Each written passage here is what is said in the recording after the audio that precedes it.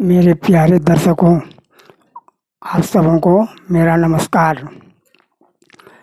आज का चिंतन वाक्य, जो बीते हुए समय का स्मरण नहीं करता, वर्तमान में जो कुछ मिल चुका है उसको उसकी इच्छा नहीं रखता और जो मैं तथा मेरापन को से मुक्त रहता, वही योगी है। पिछला वीडियो में मैंने कहा था कि जो अपने आप को शरण में दे रखता है, प्रभु के शरण में हो जाता है, वह ईश्वर के खेला को समझ सकता है, वह ईश्वर के साथ खेला कर सकता है। वह इस ब्रह्मांड में होने वाली सभी क्रिया प्रतिक्रिया, सभी घटना, छोटी से छोटी और बड़ी से बड़ी चीज़ों को जान सकता है। इसके लिए शरणागति आवश्यक है। अब देखिए, इसका कहने का मतलब सर्वात्म समर्पण से ही माया से मुक्ति एवं भगवत कृपा का लाभ हो सकता है। इसका कहने का मतलब है कि हमें ईश्वर के शरण में जाना चाहिए। ऐसी शरणागति के आधार पर ही ईश्वर कृपा निर्भर है। जो जीवात्माएं उसके शरण में हो गए, वे परम धाम को प्राप्त कर लिए और उनकी लक्ष्य की पूर्ति हो गई। और जो लोग शरण में नहीं हैं, चाहे वे भजन करें, कीर्तन करें, कुछ करें, भगवत गीता पढ़ें, भगवत नाम जपें, तो पूर्णतः तो भगवान की पूर्ण कृपा नहीं मिल सकती है। हाँ, लाभ अवश्य होगा, इससे भी लाभ होगा। अब एक प्रश्न उपस्थित होता है कि यह तो सांसारिक सौदा हो गया कि उसने कुछ दिया तब ईश्वर ने कृपा की। मतलब सांसारिक सौदा क्या हुआ कि कुछ दिया, समर्पित हुआ तो कृपा की, किंतु यह ऐसा समझना भोलापन है। क्योंकि शरणागति का अभिप्राय ही यह है कि हमें कुछ नहीं करना है। जब तक, जैसे देखिए, एक बच्चा जब बहुत छोटा रहता है तब उसको माँ उसका सब काम करती है। जैसे जैसे वह बड़ा होता है और कुछ कुछ करने सकता है, वैसे वैसे माता पिता या अभिभावक का काम कम होता है। और जब वह सब कुछ करने लगता है तब उसको स्वतंत्र छोड़ देता है। यही इसके लिए एक उदाहरण है। तो जब हम शरणागति होंगे तो हमें कुछ नहीं करना है, कुछ सोचना भी नहीं है।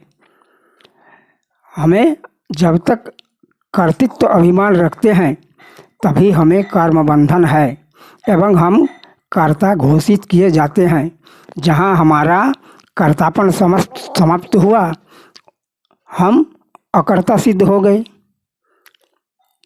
गीता के अनुसार हमारा योगक्षेम ईश्वर वहन करता है।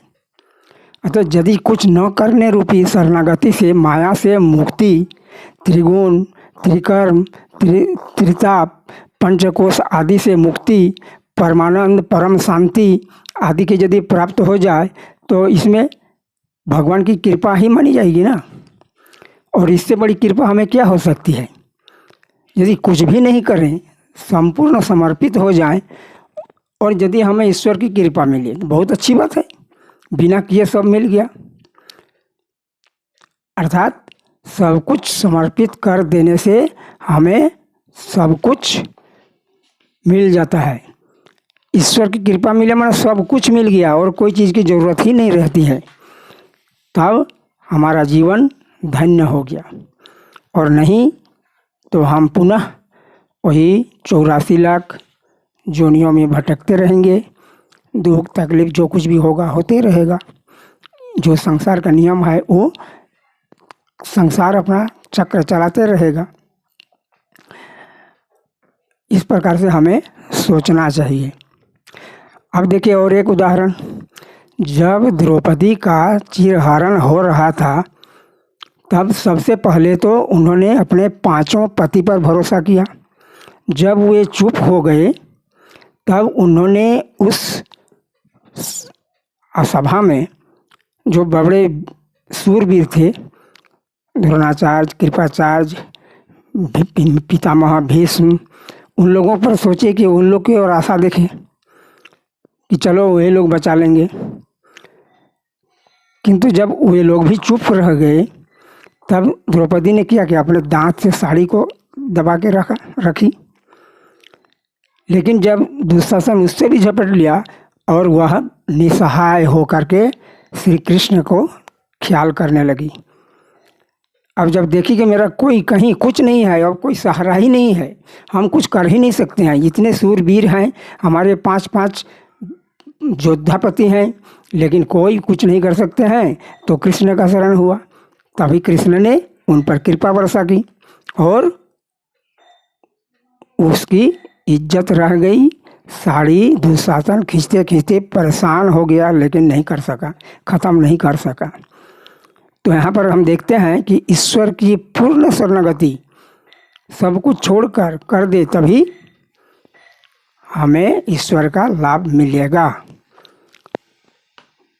आज के वीडियो में बस इतना ही। इसलिए मेरे प्यारे भक्तों, मेरे प्यारे दर्शकों, आप सबों से अनुरोध है, पूर्णतः तो आज के युग में संभव नहीं देख रहा हूँ, मैं स्वयं भी नहीं कर सकता हूँ, लेकिन हमें कोशिश करनी चाहिए, हार नहीं माननी है। और विभिन्न प्रकार से हम शरणागति के सेवा भी कर सकते हैं।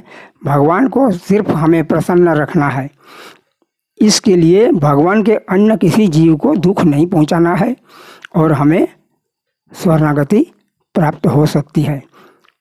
बस धन्यवाद। आशा है आप इस वीडियो का शेयर करेंगे और यदि लाइक नहीं किए हैं लाइक करेंगे, सब्सक्राइब करेंगे। बस धन्यवाद।